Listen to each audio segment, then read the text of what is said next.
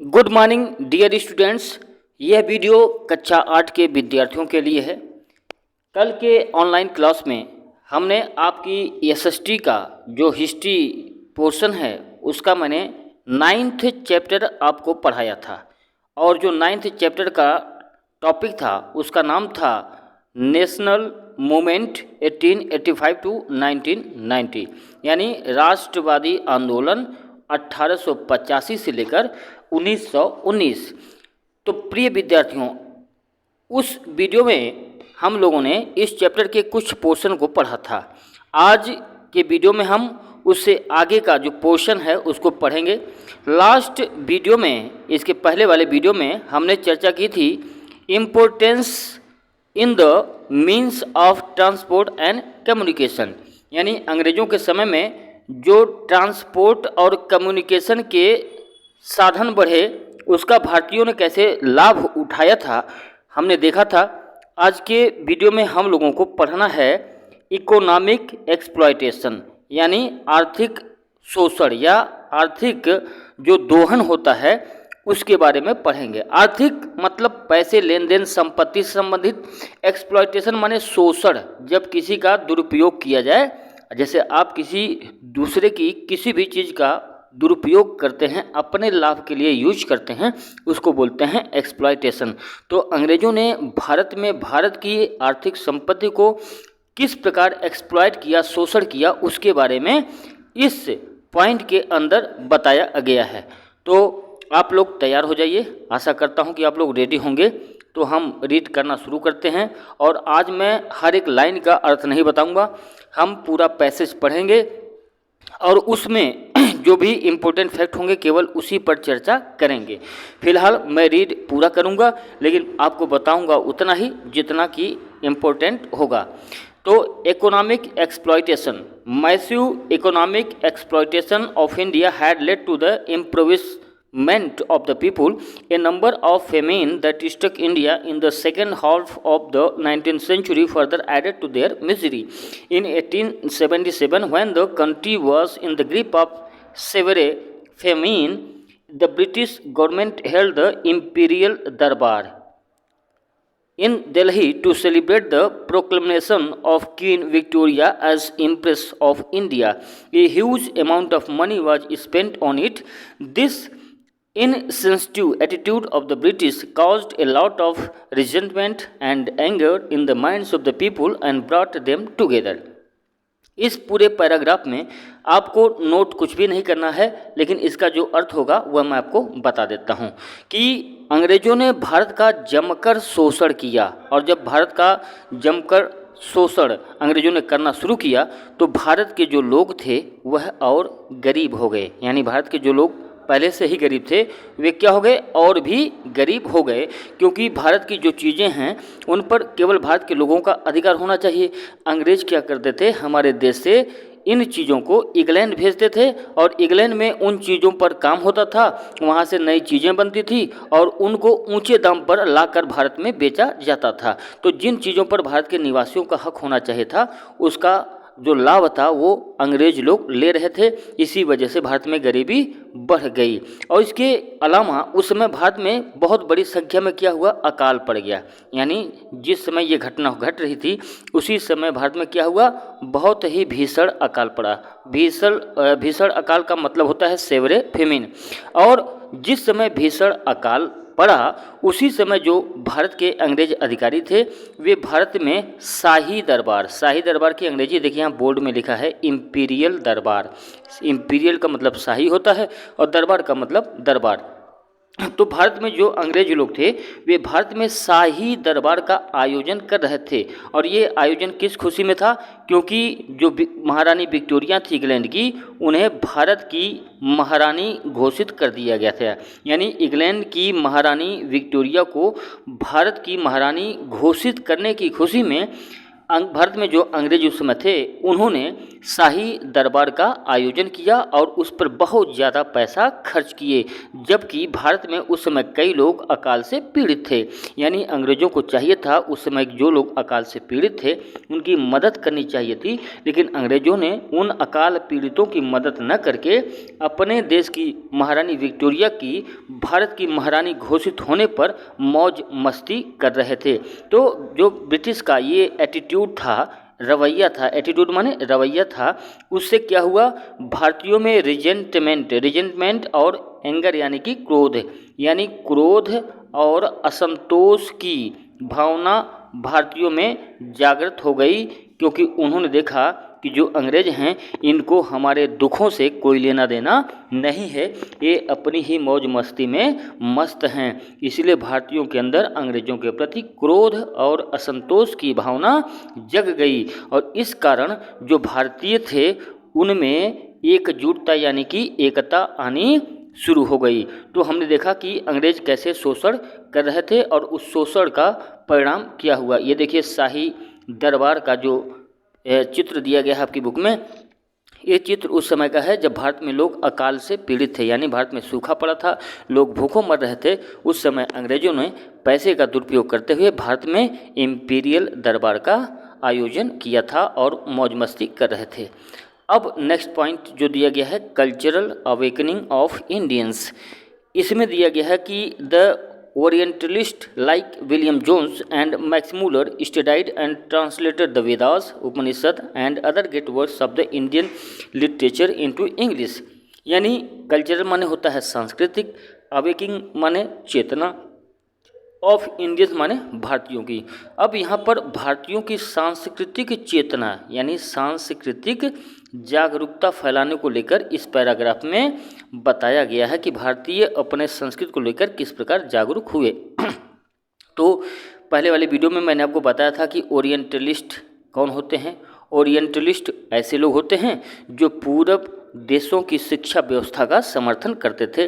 तो उस समय मैंने आपको बताया था कि कुछ ओरिएंटलिस्ट और एंग्लिसिस्ट के नाम भी बताए थे। तो वहाँ पर मैंने आपको ये भी बताया था कि जो विलियम जोन्स हैं जिन्होंने एशियाटिक सोसाइटी ऑफ इंडिया की स्थापना बंगाल में की थी, ये एक प्रमुख ओरिएंटलिस्ट हैं। तो यहाँ पर जो बताया गया उन्हीं के बारे में बताया गया है कि the orientalist like William Jones and Max Muller studied and translated the Vedas, Upanishad and other great works of Indian literature into English. तो भारतीय साहित्य में कुछ किताबें लिखी गई हैं। उन किताबों के नाम क्या क्या हैं मैं आपको बता दूं। जैसे वेद लिखा गया है। वेद भारत में कुल कितने हैं? 4 वेद हैं।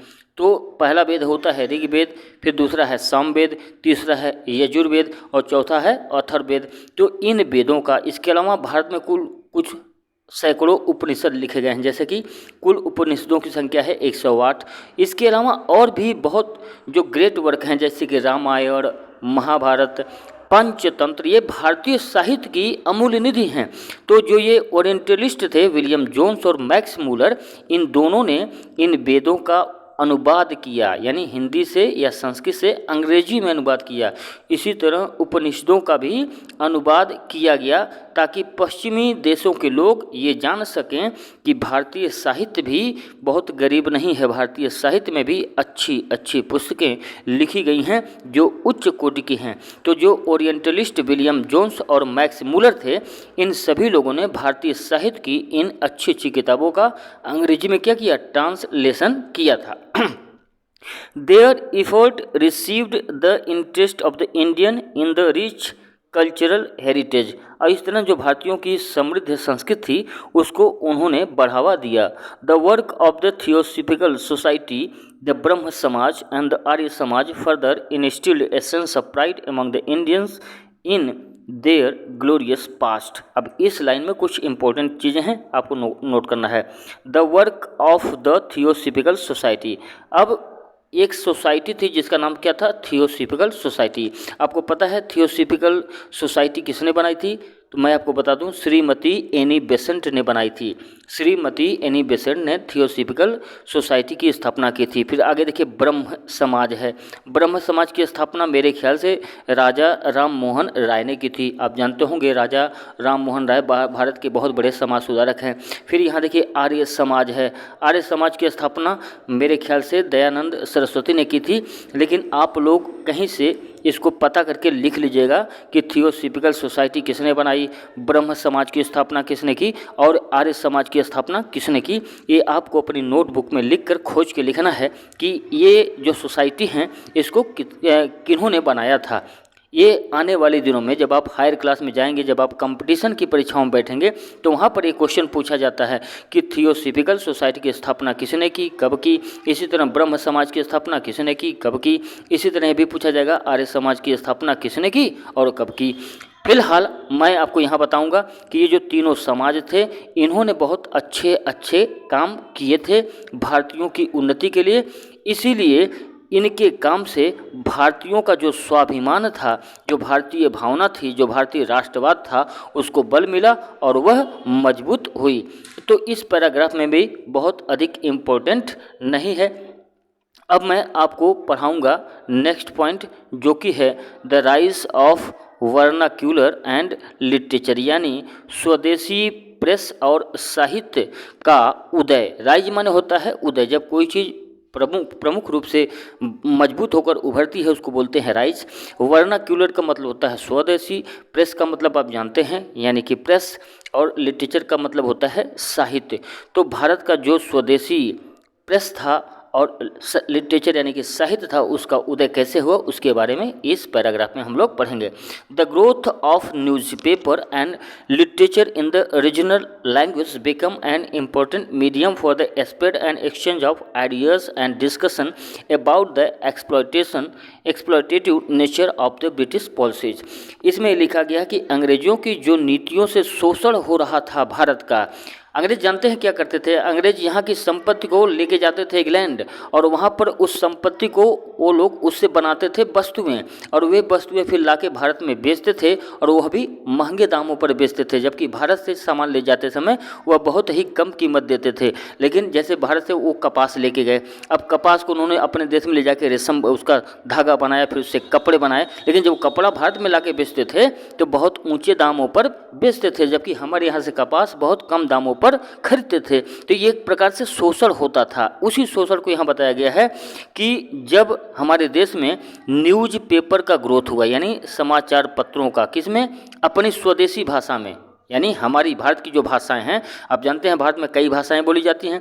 तो जब भारतीय भाषाओं में न्यूज़ पेपर छपने लगे, जब यहाँ लिटरेचर यानी कि साहित्य अपने स्वदेशी भाषा में छपने लगे, तो क्या हो गया, यह विचारों के आदान प्रदान के और उनके विस्तार का एक प्रमुख माध्यम बन गया।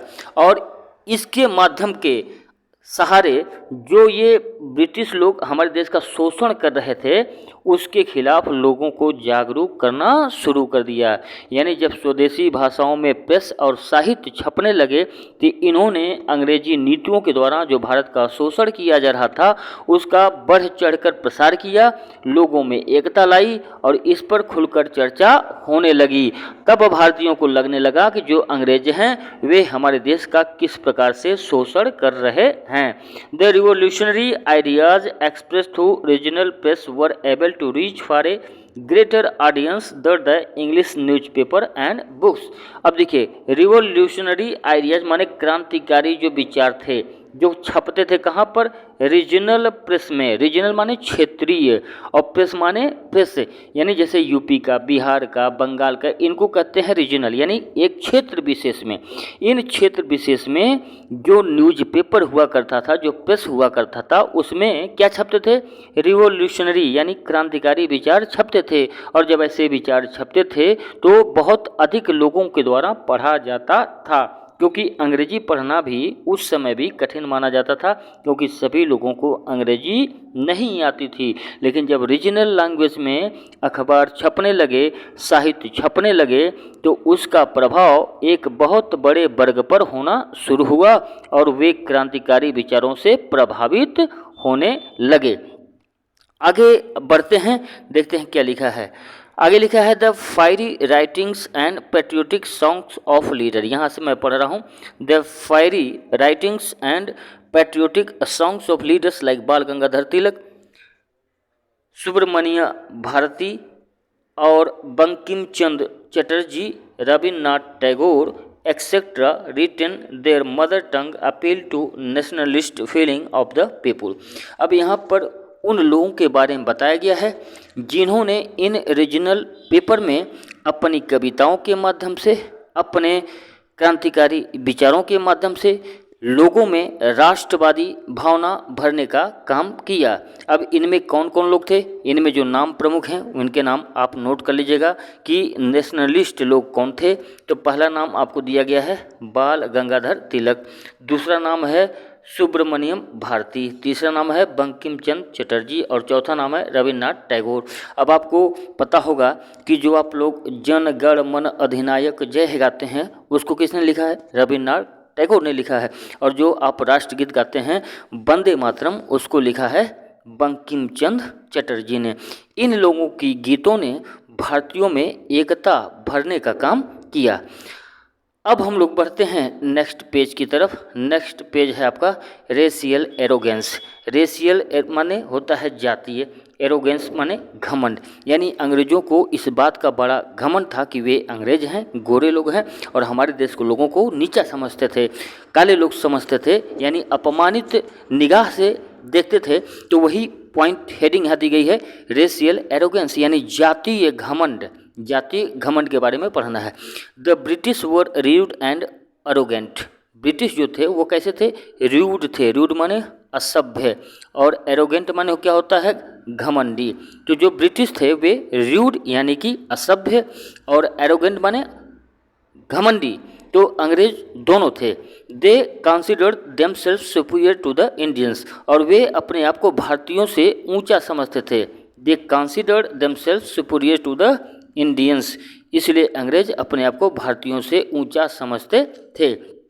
Indians were not allowed to enter European clubs. भारतीयों को जो यूरोपीय क्लब हुआ करते थे या जहाँ पर जो जगह यूरोपियों के लिए बनाई गई थी वहाँ भारतीयों को प्रवेश नहीं दिया जाता था। They were not allowed to travel in the first class compartment of the train as that was mean for the European. This arrogance created bitterness in the minds of the Indian, यानी भारतीयों को first class के डब्बे में, rail का जो first class का डब्बा होता है उसमें भारतीयों को यात्रा करने की छूट नहीं थी। आपने सुना होगा महात्मा गांधी को दक्षिण अफ्रीका में अंग्रेजों ने फर्स्ट क्लास के डब्बे से बाहर फेंक दिया था, क्योंकि उनको लगता था कि उनके साथ भारतीय लोग यात्रा नहीं कर सकते क्योंकि वे उच्च जाति के हैं और भारतीय निम्न जाति के हैं। तो ये दिखाता था कि अंग्रेज कितने घमंडी और असभ्य हैं। और जब अंग्रेजों का ये व्यवहार देखे तो भारतीयों के मन में अंग्रेजों के प्रति क्या आ गया, बिटरनेस। बिटरनेस माने कटुता आ गई। जब आपके साथ कोई अच्छा व्यवहार नहीं करेगा तो आप उसके साथ मीठा व्यवहार कैसे कर सकते हैं। तो इसलिए भारतीयों ने भी अंग्रेजों के प्रति उनका जो व्यवहार था उसमें बिटरनेस आ गया। बिटरनेस यानी कि कड़वाहट आ गई थी। अब अगला पॉइंट है पॉलिसी ऑफ डिस्क्रिमिनेशन यानी भेदभाव की नीति। अंग्रेज जो थे वह भेदभाव की नीति भी अपनाते थे, यानी अंग्रेज भेदभाव की नीति अपनाते थे। इस कारण भी भारतीयों में उनके प्रति लेकर बिटरनेस आ गई। देखते हैं the discriminatory policies and acts passed by British government caused a lot of resentment among the Indians. In 1878 the government reduced the age limit for sitting in the Indian civil service exam from 21 to 19 years. This regulation reduced the chance of Indians for joining the civil services as it is the Indians were finding it difficult to cope up with it as the examination was in English and to be held in England. अब ये भेदभाव की नीति अंग्रेजों की जो थी उसके बारे में यहाँ बताया गया है। यहाँ पर ये बताया गया कि अंग्रेजों ने एक कानून पास किया। वो कानून कब पास किया गया, 1878 में। और उस कानून में ये बताया गया कि ICS इंडियन सिविल सर्विस ये एग्ज़ाम अंग्रेज कराते थे। उसमें ये एग्ज़ाम कहाँ होता था, लंदन यानी कि इंग्लैंड में होता था। इस एग्ज़ाम में पास होने वाले लोग आईएएस और पीसीएस बनते थे। तो इस एग्ज़ाम में बैठने की जो उम्र थी वह 21 वर्ष थी, लेकिन अंग्रेज़ों ने 1878 में इस उम्र को घटाकर कर दिया 19 ईयर्स, यानी उम्र को घटा दिया। अब जब उम्र घटा दिए तो भारतीयों के लिए दिक्कत हो गई, क्योंकि भारतीयों को पहले तो, चूँकि ये परीक्षा किस में होती थी, ये परीक्षा केवल इंग्लिश में होती थी, यानी ये परीक्षा हिंदी में नहीं होती थी, केवल इंग्लिश में होती थी। और दूसरी, ये परीक्षा इंग्लैंड में होती थी। तो भारतीयों को कम समय मिल पाया। जब 3 साल का समय घटा दिए उम्र में, तो भारतीयों को समय कम मिल पाता था, क्योंकि यहाँ पढ़ने की सुविधा भी अच्छी नहीं थी। तो ये इसलिए किया गया ताकि कोई भी भारतीय ऊंचे पद पर न पहुंच पावे और आईएएस और पीसीएस केवल अंग्रेज लोग ही बन सकें। इस प्रकार जो अंग्रेज़ों की ये नीति थी, जिसे डिस्क्रिमिनेटरी यानी भेदभाव वाली नीति कहा गया। अगला है the arms act 1878 and the vernacular press act. इसमें क्या है, the dissatisfaction with the British rule intensified in the 1870s and 1880। तो इसमें दिया गया है कि ब्रिटिशों के प्रति जो असंतोष था वह 1870 और 1880 में और अधिक बढ़ गया। The arms act passed in 1878 forbade Indians from carrying weapons. 1878 में जो कानून बनाया गया, जिसको हमने कहा आर्म्स एक्ट, अंग्रेज़ों ने 1878 में एक कानून बनाया, उस कानून का नाम था आर्म्स एक्ट। और इस एक्ट के तहत क्या कहा गया कि भारतीयों को अपने पास हथियार नहीं रखना होगा, यानी भारतीय लोग कहीं भी हथियार लेकर आ जा नहीं सकते। तो इस कानून से भी भारतीय अंग्रेज़ों के प्रति गुस्से में आ गए। इन द सेम ईयर, उसी साल एक नया कानून भी अंग्रेज़ों ने पास किया। वो कानून कौन था? वो कानून था वर्नाक्यूलर प्रेस एक्ट। यानी अंग्रेज़ों ने एक ही साल 2 कानून बनाए और दोनों ही कानून से भारतीय क्रोध में, गुस्से में आ गए। पहला था आर्म्स एक्ट, जिसके अनुसार किसी भी भारतीय को कहीं भी वेपन यानी बंदूक ले आने की छूट नहीं थी। दूसरा जो कानून बना उसका नाम था वर्नाक्यूलर प्रेस एक्ट। इस कानून में क्या था कि those who were critical of the government, कि जो लोग सरकार की बुराई करते हैं उनका मुंह चुप करा दिया जाए, यानी चाहे सज़ा देकर या किसी तरीके से। यानी अखबारों में जो लोग अंग्रेज़ों की नीतियों का या अंग्रेज़ों के कानूनों का विरोध करते थे, उनका मुंह अंग्रेज चुप कराने के लिए ये कानून पास किए थे, जिसको कहते हैं वर्नाक्यूलर प्रेस एक्ट। यानी यदि कोई व्यक्ति अखबार में सरकार की आलोचना करता था तो उसको जेल में भेज दिया जाता था। इस प्रकार अंग्रेज़ों के ये 2 कानून भारतीयों के मन में अंग्रेज़ों के प्रति गुस्सा भर दिए। The act allowed the government to confiscate the assets of the newspaper including their printing press if the newspaper published anything that was objectionable to the government. Indians felt that this act was meant to curb the rising nationalist feeling against the colonial rule.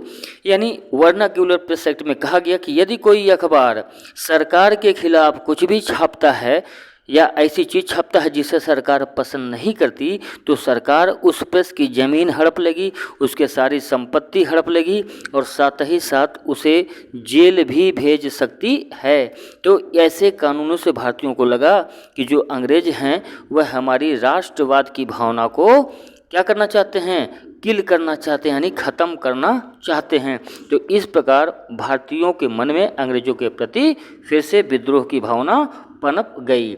अब next point को पढ़ते हैं। Next point है international events, यानी कुछ ऐसी अंतर्राष्ट्रीय घटनाएं घटी जिसके कारण भारत की जो आज़ादी का आंदोलन था वह प्रभावित हुआ। देखते हैं। Several international level like the declaration of independence by USA in 1776, the French revolution of 1789, the unification of Italy and Germany in 1870, defeat of Russia by Japan in 1904, etcetera gave some hope to the Indians.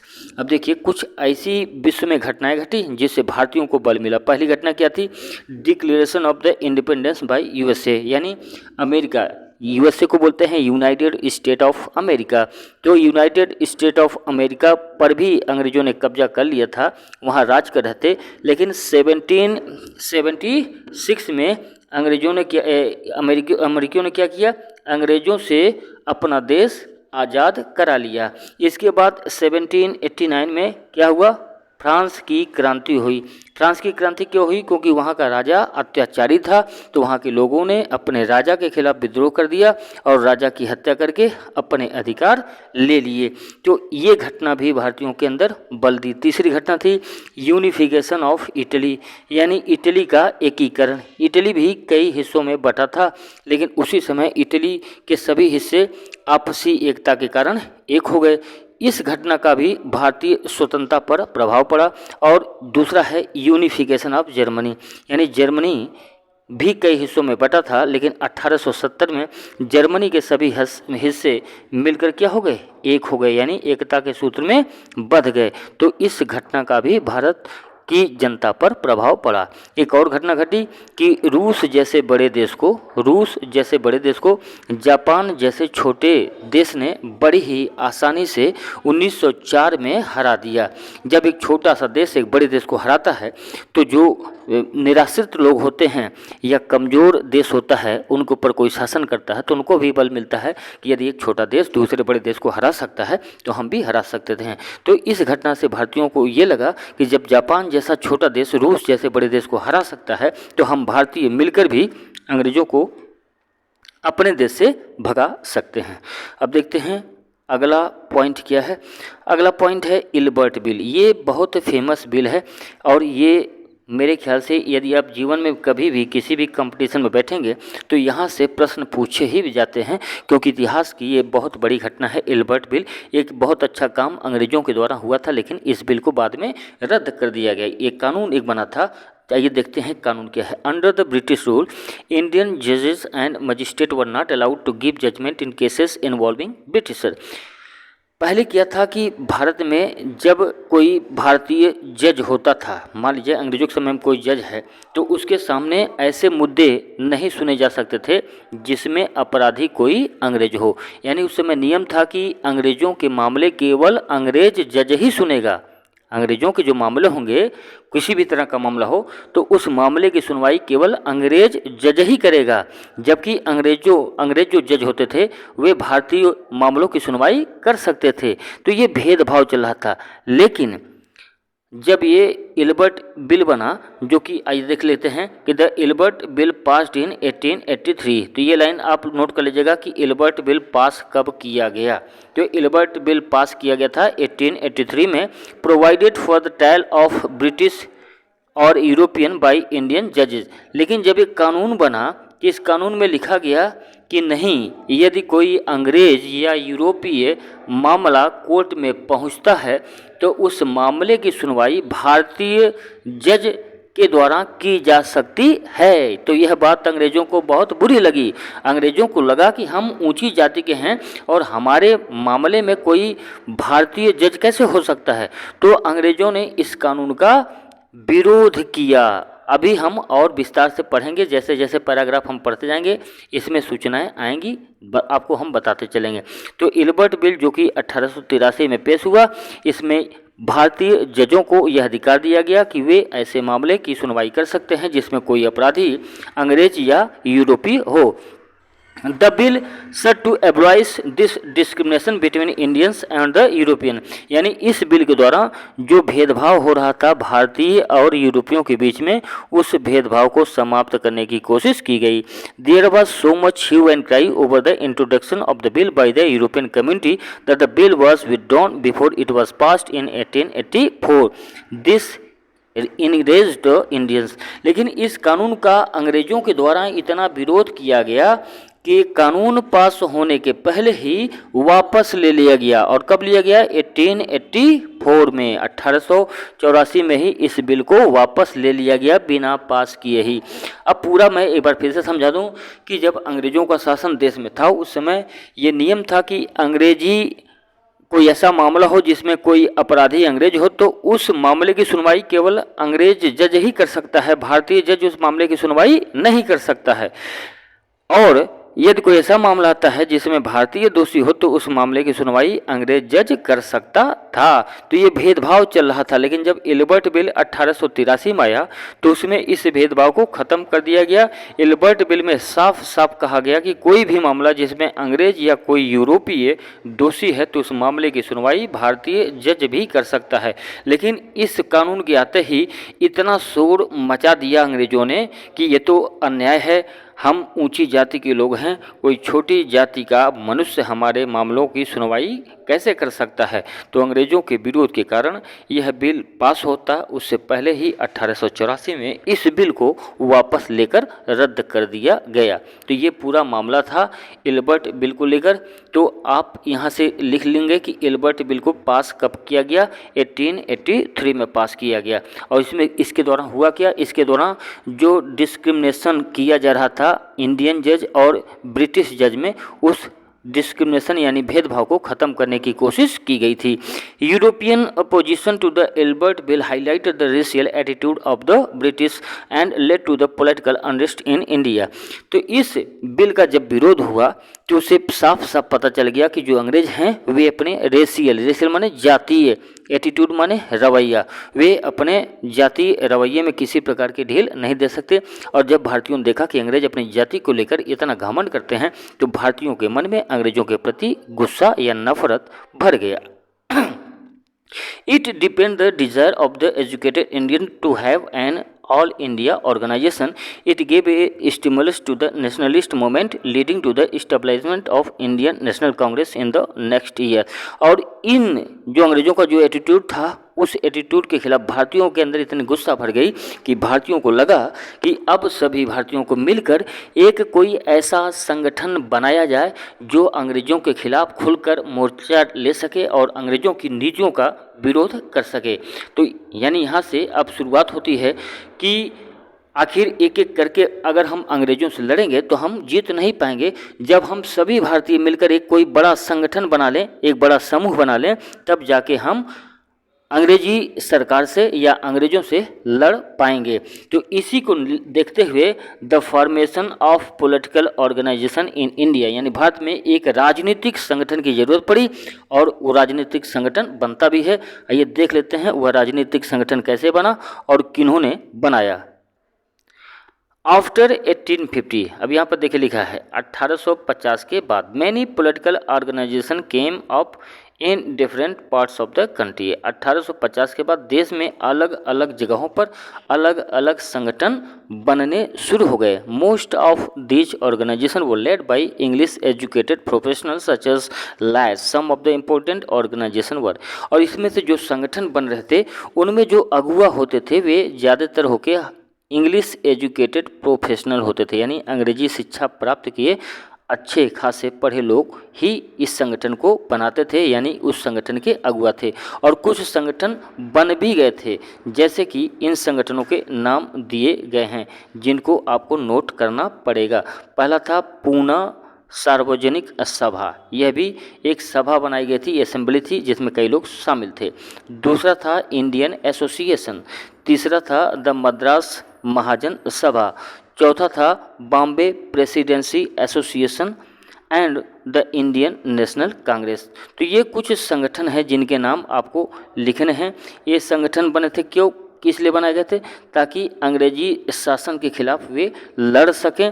तो इन सभी संगठनों के आपको नाम लिखना है। पूना सार्वजनिक सभा, इंडियन एसोसिएशन, द मद्रास महाजन सभा, the Bombay presidency association and the Indian National Congress, यानी कि भारतीय राष्ट्रीय कांग्रेस। इनमें से जो ये वाली सभा है भारतीय राष्ट्रीय कांग्रेस, ये आज भी चल रही है, जिसकी अध्यक्ष सोनिया गांधी हैं। वर्तमान में आप देखते होंगे राहुल गांधी, सोनिया गांधी की जो पार्टी है वही पार्टी ये है जिसका नाम है इंडियन नेशनल कांग्रेस। अब हम बढ़ते हैं अगले पॉइंट की तरफ।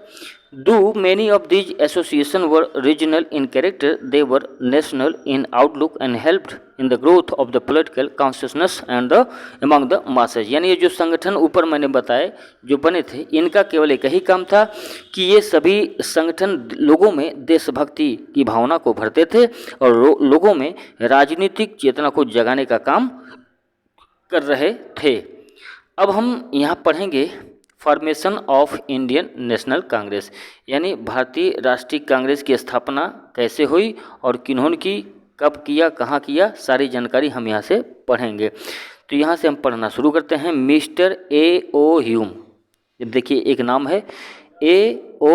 ह्यूम, एन इंग्लिशमैन, ये क्या थे, अंग्रेज थे, and a retired Indian civil service officer, और ये रिटायर्ड थे कहाँ से, इंडियन सिविल सर्विस, यानी एक रिटायर्ड, जिसे आजकल हम लोग डीएम कहते हैं, उसी को बोलते हैं इंडियन सिविल सर्विस, यानी भारतीय प्रशासनिक सेवा के अधिकारी थे, अंग्रेज थे, रिटायर हो चुके थे। Played an important part in bringing Indians from the various regions together and founded the Indian National Congress. इन्होंने भारत के कई हिस्सों से लोगों को एकजुट करने का काम किया और इन्होंने ही इंडियन नेशनल कांग्रेस की स्थापना की, यानी भारतीय राष्ट्रीय कांग्रेस की जो स्थापना की गई, फॉर्मेशन किया गया, उस फाउंडेशन को करने का काम किसने किया, A.O. ह्यूम ने। तो इसको आपको नोटबुक में लिखना है, ये जीवन भर किसी भी कंपटीशन में बैठेंगे ये पॉइंट पूछा जाता है। जब आप हायर क्लास BA MA तक जाएंगे और कंपटीशन में बैठेंगे वहाँ भी ये पॉइंट पूछा जाता है, यहाँ तक कि IAS PCS में भी यहाँ से क्वेश्चन पूछे जाते हैं। तो A.O. ह्यूम ये अंग्रेज थे, ये ICS सर्विस ऑफिसर थे और रिटायर होने के बाद इन्होंने भारत के विभिन्न क्षेत्रों के लोगों को एकजुट करने का काम करते हुए इंडियन नेशनल कांग्रेस बनाया।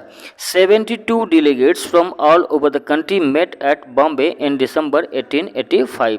तो दिसंबर 1885 को, ये तारीख भी देख लीजिए, वो तारीख थी 25 दिसंबर, यहाँ तारीख नहीं दिया गया, मैं आपको बता दूं 25 दिसंबर 1885 को पूरे देश भर से 72 लोग, देखिए यहाँ दिया गया है 72 डेलीगेट्स, यानी भारत के कई क्षेत्रों से 72 लोग दिसंबर 1885 में बॉम्बे में मिले। कहाँ मिले, बॉम्बे में बैठक किए और इसी संगठन को नाम दिया गया Indian National Congress and established the Indian National Congress. यहाँ पर साफ साफ लिखा है कि ये जो 72 लोग आए देश के कई हिस्सों से, यही 72 लोग मिलकर क्या बनाए, इंडियन नेशनल कांग्रेस की स्थापना किए। और इसमें महत्वपूर्ण भूमिका किसने निभाई, इसमें महत्वपूर्ण भूमिका निभाई A.O. ह्यूम ने, जो कि एक अंग्रेज थे और रिटायर्ड सिविल सर्विस ऑफिसर थे। The early leaders of Congress included, यानी जो शुरुआती नेता थे जो इंडियन नेशनल कांग्रेस में शामिल थे उनके नाम दिए गए हैं। ये नाम आपको लिख लेना है कि the early leaders of Indian National Congress कौन थे, दादा भाई नौरोजी, यानी सबसे प्रमुख नाम है दादा भाई नौरोजी। दूसरा नाम है फिरोज शाह मेहता, तीसरा नाम है बदरुद्दीन तैयब जी, चौथा नाम है W.C. बनर्जी, अगला नाम है सुरेंद्र नाथ बनर्जी, अगला नाम क्या है, सुरेंद्र नाथ बनर्जी। फिर उसके बाद लिखा है रोमेश चंद्र दत्ता और लिखा है S Subramaniam Iyer. So these were the early leaders of the Congress and you have to write the names of these leaders। अब इन सभी नामों को आपको लिख लेना है ताकि आपको परीक्षा में किसी प्रकार की दिक्कत न हो। Dadabhai Naoroji, Pherozeshah Mehta, Badruddin Tyabji, W.C. Banerjee, Surendranath Banerjee, Romesh Chandra Dutta and S Subramaniam Iyer. अब हम बढ़ते हैं नेक्स्ट पॉइंट की ओर। इसमें दिया है the first session of the Indian National Congress was held in Bombay in December 1885। It was presided over by mister W.C. Banerjee. अब जो पहली बैठक हुई कांग्रेस की, यानी first session of Congress was held in Bombay, Congress की जो पहली बैठक हुई कहाँ हुई, बॉम्बे में हुई। और कब हुई, दिसंबर 1885 में। और इसके जो अध्यक्ष थे वो कौन थे, W.C. बनर्जी थे। ये सभी पॉइंट आपको नोट करने हैं, this paragraph is most important. तो पहली बैठक जो कांग्रेस की संपन्न हुई वह बम्बई में संपन्न हुई, 1885 में संपन्न हुई। और इस बैठक की जो अध्यक्षता की थी वह किए थे W.C. बनर्जी ने किया था।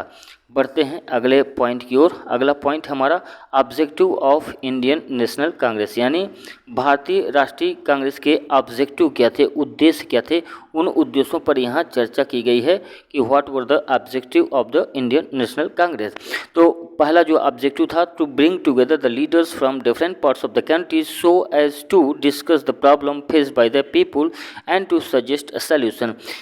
इस संगठन का जो काम था वो था कि देश के विभिन्न हिस्सों से समस्याओं को लाना और उस पर चर्चा करना तथा उसके लिए सुझाव को बताना। यानी इस संगठन का काम था कि देश के विभिन्न हिस्सों में जनता के सामने कौन कौन सी समस्याएं हैं, उन समस्याओं पर ये लोग चर्चा करते थे और उसका समाधान अंग्रेजी सरकार को बताते थे कि लोगों के द्वारा इस समस्या का सामना किया जा रहा है, आप इसको इस प्रकार दूर कर सकते हैं। दूसरा था to request the British to involve Indian in administrative decision concerning India. दूसरा जो प्रमुख कार्य था इस संगठन का वो ये था कि ये लोग अंग्रेज़ों को जाके कहते थे कि जब भारतीयों से संबंधित कोई काम आप करिए या कोई डिसीजन लीजिए तो उस डिसीजन लेने वाले लोगों में भारतीयों को भी क्या करिए, शामिल कीजिए। यानी अंग्रेज़ों से ये लोग रिक्वेस्ट करते थे, क्या करते थे, रिक्वेस्ट करते थे कि भैया जब आप कोई कानून ऐसा बनाइए जो भारत के लोगों के लिए हो तो कानून बनाने वालों में भारतीयों से भी बात कीजिए, यानी उसमें भारतीय लोगों को शामिल कीजिए ताकि जो डिसीजन हो वह भारतीयों के पक्ष में हो। ताकि चूँकि आप लोग अंग्रेज हैं, आप दूसरे देश के हैं, आप लोगों को अच्छी तरीके से पता नहीं कि हमारे देश के लोग कैसा सोचते हैं, कैसा एटीट्यूड रखते हैं किसी प्रॉब्लम को लेकर। तो अगर आप भारतीयों से संबंधित कोई कानून बनाते हैं तो कानून बनाते समय भारतीयों से भी राय मशविरा कर लीजिए, भारतीयों से भी बातचीत कर लिया कीजिए। ये ऑब्जेक्टिव था किसका, इंडियन नेशनल कांग्रेस का। जो थर्ड ऑब्जेक्टिव था वो था to develop the feeling of unity among all Indians by eradicating prejudice based on caste, class, religion और रेस। अब तीसरा ऑब्जेक्टिव भारतीय राष्ट्रीय कांग्रेस का था कि चूँकि आप जानते हैं हमारे देश में लोग जाति के आधार पर, धर्म के आधार पर, वंश के आधार पर भेदभाव करते हैं, आज भी करते हैं, आज भी हमारे समाज में भेदभाव है। तो भारतीय राष्ट्रीय कांग्रेस ने देखा कि जब लोग इस तरह भेदभाव करेंगे जाति के आधार पर, धर्म के आधार पर, तो हम एकता नहीं बना पाएंगे। तो एकता लाने के लिए इन्होंने भारतीयों के अंदर एकता लाने की भावना का विकास करने के लिए लोगों को समझाया कि आप जाति, वर्ग, धर्म या वंश के आधार पर आपस में भेदभाव ना करिए यदि आपको एकजुट रहना है, क्योंकि एकजुट रहने से ही हम अंग्रेज़ों से अपनी सत्ता ले पाएंगे। और जो चौथा ऑब्जेक्टिव था कांग्रेस का वो ये था कि to have an organised public opinion in the country, कि जो जनमत होता है, देश के लोगों का जो समूह होता है, उसको अपने पक्ष में बनाकर रखना ताकि अंग्रेज़ों से वे राजनीतिक रूप से लड़ सकें। तो ये थे ऑब्जेक्टिव ऑफ द कांग्रेस। तो इस पॉइंट को आप अच्छे से पढ़ लेंगे, यद्यपि इसको नोट नहीं करना है लेकिन इसको आप पढ़ते रहेंगे कि जो कांग्रेस बनी थी उसका उद्देश्य क्या था। उद्देश्य मुझे लगता है आपको अच्छी तरह समझ में आ गया होगा। बढ़ते हैं आगे। अगला दिया है, it was decided that annual session of the Congress would be held every year at a different place to review the progress.